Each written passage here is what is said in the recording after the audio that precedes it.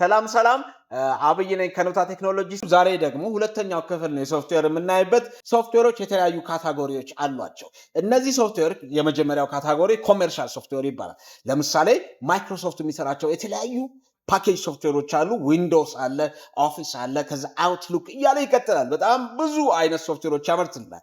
አዶቤም እንደዛ ያመርታል። ሌሎችም ደግሞ ሶፍትዌር አምራች ካምፓኒዎች አሉ። ስለዚህ እነዚህ ሶፍትዌሮች ኮሜርሻል የሚሸጡ ሶፍትዌሮችን ይሰሩልናል። ገዝተን እንጠቀማለን። ዊ ካን ኖት ኤዲት ዘም ዊ ዩዝ ዘም እንጠቀምባቸዋለን። ሁለተኛው የሶፍትዌር አይነት ደግሞ ኦፕን ሶርስ ይባላል። ኦፕን ሶርስ ኮሜርሻል አይደለም። ለእውቀት ለመነጋገር ክሬቲቪቲን ለማሳደግ የምንጠቀምባቸው ሶፍትዌሮች ናቸው። ለምሳሌ ሊነክስ። ስለዚህ ሊነክስ ምንድነው የሚያደርገው ማለት ነው? ኦፕን ሶርስ ነው።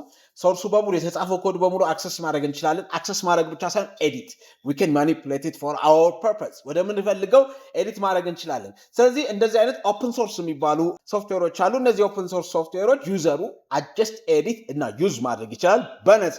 ሶስተኛው የሶፍትዌር አይነት ፍሪዌር ነው።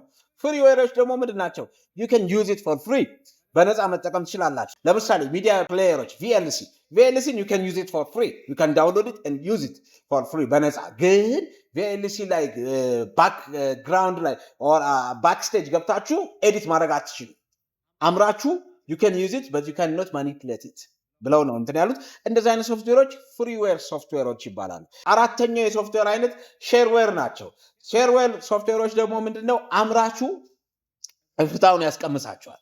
እፍታውን ማለት ነው።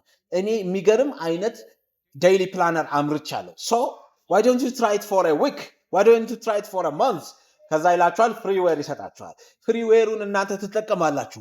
ቤኔፊቱ አድቫንቴጁ በጣም ኤግዛይት ያደርጋችኋል። ዜን ይዘጋዋል። ምን አድርግ ነው? ግዛ።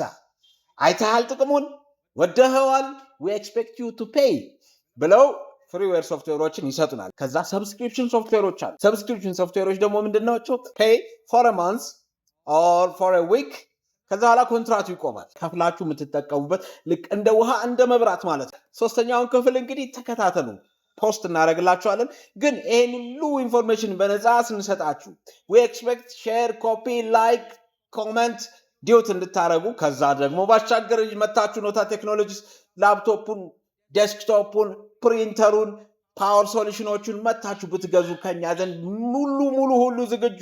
ቤቱ ሙሉ በሙሉ ድግስ ነው። መታችሁ የፈለጋችሁትን ነገር መግዛት ትችላላችሁ። ይመቻችሁ። ኖታ